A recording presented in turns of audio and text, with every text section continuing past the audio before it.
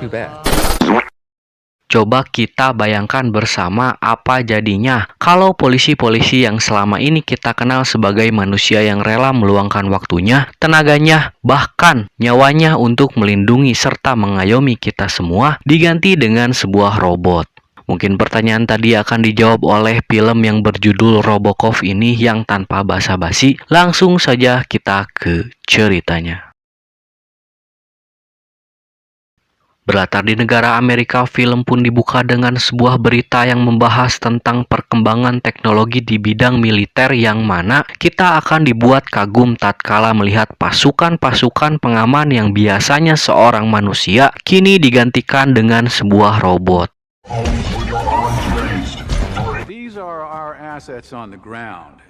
Yang mana alasan pergantian ini dilakukan agar mengurangi korban yang berjatuhan apabila terjadi hal-hal yang tidak diinginkan, dan selain itu dengan menggunakan robot ini dianggap akan membuat proses pengamanan menjadi lebih baik dan efisien.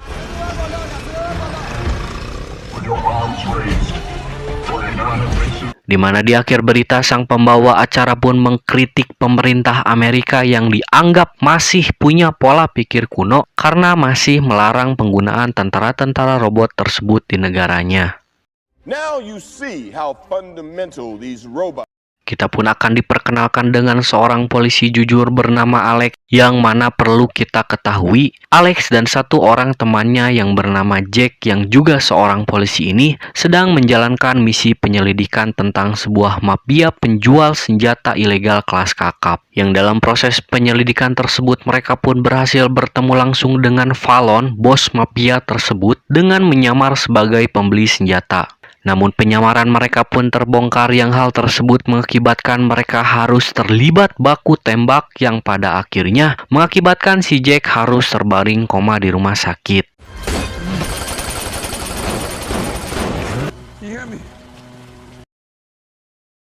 Di mana si Alex menduga adanya keterlibatan orang dalam kepolisian yang tergabung dalam komplotan tersebut, yang hal itu diperkuat dengan sumber senjata yang mereka jual berasal dari gudang barang bukti kepolisian.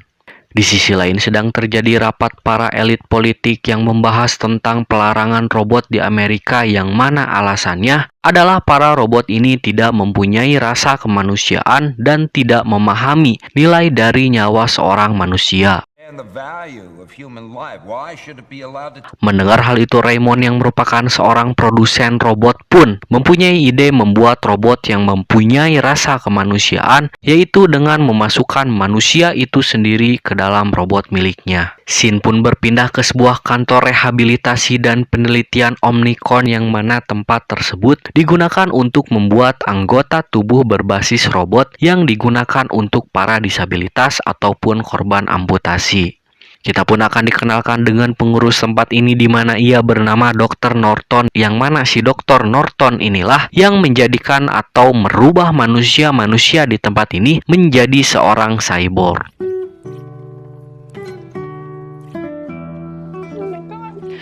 Di mana terlihat si Raymond pun datang dan memberikan sebuah proyek kepada Dr. Norton untuk membuat sebuah cyborg atau manusia robotik untuk digunakannya dalam keperluan militer. Di sisi lain terlihat Fallon yang sedang bertemu dua polisi korup, yang mana dengan ini membenarkan dugaan Alex sebelumnya bahwa adanya keterlibatan orang dalam kepolisian dalam komplotan mereka. Fallon yang mengetahui Alex masih hidup pun menyuruh anak buahnya untuk membunuhnya dengan cara menempelkan sebuah bom di mobil si Alex. Scene pun berganti kepada Dr. Norton dan Raymond yang sedang memilih orang-orang yang dianggap cocok untuk proyeknya, di mana Raymond yang seorang perfeksionis pun masih belum menemukan orang yang dianggapnya cocok untuk proyeknya ini. Malam pun tiba di mana si Alex yang sedang berada di rumahnya pun sedikit terkejut tatkala mendengar alarm mobilnya yang menyala, yang ketika Alex memeriksanya tiba-tiba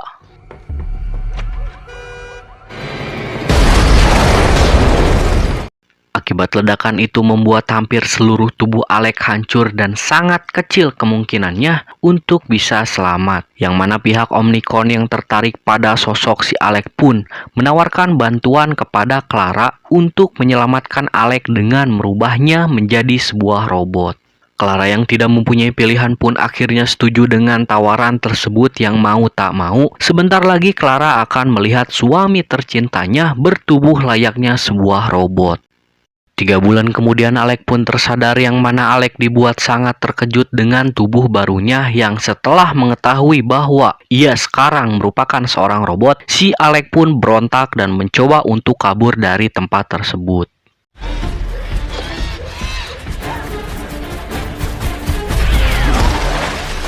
Dr. Norton pun memperlihatkan tubuhnya yang masih tersisa yang setelah melihat itu, Alex pun tersadar bahwa mau tak mau, ia pun harus menerima fakta bahwa saat ini ia merupakan seorang manusia robot. Alex pun melakukan serangkaian penelitian lanjutan dan dilatih dengan berbagai latihan pertempuran yang cukup ekstrim dan berbahaya. Too bad. Yang mana dari hasil tersebut Raymond masih belum puas dengan kemampuan si Alex, di mana dia masih memiliki kekurangan yaitu sedikit lambat dalam hal gerakan serta refleksnya dibandingkan dengan robot konvensional pada umumnya. Si Raymond yang tidak puas pun memberikan PR untuk memperbaiki si Alex agar bisa menjadi robot yang lebih optimal, bahkan kalau bisa menjadi robot terbaik yang pernah mereka buat. I don't care how you do it, just go do it. Karena permintaan si Raymond, Dr. Norton pun memutuskan untuk mengoperasi si Alex dengan mengurangi tingkat kesadarannya saat sedang berada dalam mode bertarung. Dan tidak hanya itu, agar terlihat lebih gagah dan ditakuti oleh para musuhnya, Dr. Norton pun mengecat ulang tubuh robotnya si Alex menjadi warna hitam gelap. Alex? Hey, looks like $1 billion. Dirasa telah selesai, si Alex pun diuji dengan tes terakhir yaitu tes bertarung yang mana Alex akan dihadapkan dengan beberapa musuh yang bahkan dalam tes ini bisa membuatnya terbunuh. Namun Alex yang telah diubah pun berhasil menumbangkan semua musuh-musuhnya dengan cukup mudah dan efisien. And the software. Setelah tahap pelatihan selesai, ia pun diantar Norton pulang untuk bertemu dengan keluarga yang selama ini ia rindukan, yang mana setelah itu, ia pun kembali ke markas Omnicron untuk beristirahat di tempat khusus miliknya. Keesokan harinya, polisi robot Alex pun telah siap dipamerkan ke publik, yang mana beberapa saat sebelum Alex diperlihatkan, terjadi error pada sistemnya yang mengakibatkan Dr. Norton pun harus mengambil tindakan khusus yang mengakibatkan pada hilangnya emosi dan kesadaran si Alex. Hal itu terlihat ketika Alex keluar dari ruangannya dan terkesan mengabaikan keluarganya sendiri yang dari tadi rela menunggu lama hanya untuk melihatnya.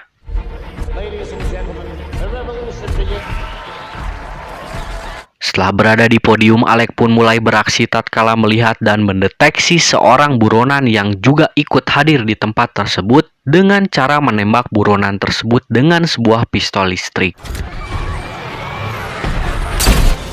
Bukannya senang, para petinggi Omnicron pun malah dibuat resah dengan aksi si Alex ini yang dianggap bertindak di luar kendali. Norton pun mendatangi Clara dan memberikan Clara penjelasan tentang sikap Alex tadi siang, bahwasanya telah terjadi error pada sistemnya si Alex dan pihaknya sedang berusaha memperbaikinya agar bisa kembali normal. Di mana Clara diminta untuk tidak menemui si Alex dulu dalam beberapa waktu ke depan. Si Alex pun resmi bertugas kembali, di mana dengan teknologi yang dipasangkan di tubuhnya, si Alex ini dengan sangat mudah menemukan para targetnya, termasuk markas target yang selama ini ia cari. Pekerjaan Alex yang dapat menumpas kejahatan dengan cepat dan efektif membuat dirinya disukai oleh masyarakat, sehingga kepercayaan masyarakat kepada robot pengaman pun semakin naik. Doing a victory lap about now. Is divided on the Dreyfus Act. Terlihat Alex mendatangi rumahnya, di mana di situ ia menemukan rekaman percobaan pembunuhan terhadap dirinya tempo hari. Yang setelah melihat hal itu, ia pun melajukan motornya untuk memburu otak atau dalang percobaan pembunuhan tersebut, yang tak lain adalah si Fallon. Di sisi lain, si dokter sedikit terkejut tatkala menyadari bahwa kesadaran si Alex sudah mulai kembali, yang hal itu terlihat di mana Alex tidak merespon apa yang si dokter perintahkan. Si Fallon yang mengetahui bahwa dia akan menjadi sasaran si Alex pun sudah mempersiapkan diri dengan menyiapkan senjata berkaliber 50 yang dapat menembus tubuh si Alex yang akan membuatnya hancur dan tewas. Pertarungan epok pun terjadi antara komplotan si Fallon dengan si Alex yang hanya seorang diri. Tetapi karena tekad kuat yang dibantu dengan kecanggihan tubuhnya, si Alex pun berhasil membunuh satu persatu anak buahnya si Fallon, yang mana tak lama kemudian si Fallon pun akhirnya tewas. Di mana si Alex pun men-scan sidik jari yang berada di senjatanya si Fallon dan menemukan sidik jari anggota kepolisian yang bernama Andre dan John yang diduga terlibat dalam komplotan tersebut. Alex pun kembali ke kantornya di mana di situ ia berhasil melumpuhkan Andre dan John, yang mana faktanya selain mereka berdua masih ada sosok lain yang ikut terlibat, yaitu kepala polisinya sendiri yang bernama Karen. Namun ketika hendak menembak si Karen, sistem pun dinonaktifkan dari jauh, yang hal itu membuat si Alex pun langsung tak sadarkan diri. Aksi Alex yang berhasil membongkar oknum-oknum polisi yang korup pun mendapat apresiasi dari masyarakat, yang mana hal itu menjadi bukti bahwa robot tidak bisa disuap dan bebas dari korupsi. Namun sayang, pihak Omnicom pun harus menutupi kondisi si Alex dengan membuat hoax bahwa si Alex sedang dalam keadaan sekarat. Hal ini dilakukan karena pejabat yang telah disuap oleh Omnicom merasa khawatir, tidak nyaman, bahkan takut keburukan mereka akan terbongkar.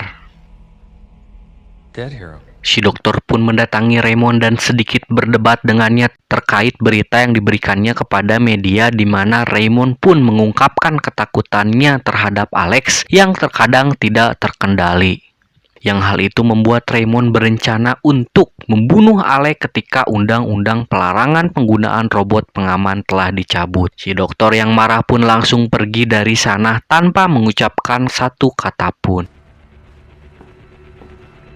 Tak lama kemudian undang-undang pelarangan robot pun dicabut, di mana Raymond pun langsung menyuruh Kelly untuk membunuh Alex yang pada saat itu berada di ruang lab Dr. Norton. Sadar Alex akan dibunuh, si dokter pun langsung membuka alat kendali yang berada di kepalanya si Alex, yang hal itu membuat siapapun tidak dapat mengendalikannya lagi. Setelah sadar, Alex pun berhasil menembak dua orang tentara Omnicom yang hendak menembaknya, yang mana si dokter pun memberitahu si Alex bahwa dia akan dibunuh oleh si Raymond karena dirasa sudah tidak dibutuhkan lagi.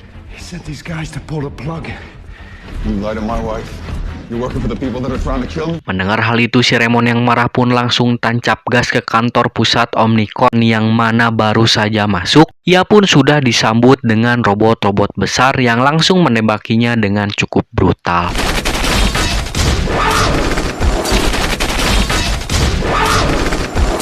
Di mana Alex harus kehilangan satu lengannya untuk menyelamatkan diri dari tembakan robot-robot tersebut yang baru saja lolos dari robot raksasa. Datanglah Kelly dan anak buahnya, yang mana si Kelly ini berhasil menembak si Alex, yang hal itu membuatnya dalam keadaan terpojok.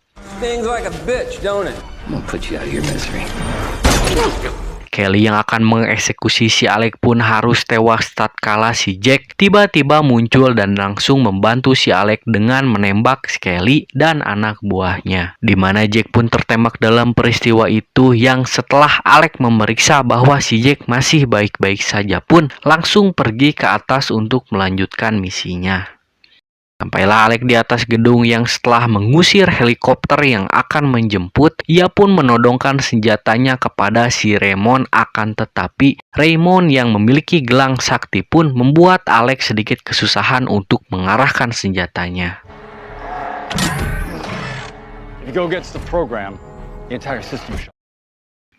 Yang hal itu dimanfaatkan Raymond untuk menghabisi keluarga Alex yang ia culik, yang karena melihat itu Alex pun mengeluarkan seluruh tenaganya hingga senjatanya pun berhasil diarahkan ke arah Raymond, yang mana tiba-tiba saling tembak pun terjadi, yang dalam peristiwa itu Raymond pun akhirnya tewas. Di akhir film kita pun akan melihat Alec akhirnya bisa berkumpul dengan keluarganya, dan tidak hanya itu, undang-undang pelarangan penggunaan robot pengaman pun kembali disahkan, yang mana robot-robot yang sudah terlanjur dibuat akan dipakai sebagai pengganti para anggota dewan yang korup di negara Wakanda. Film pun tamat.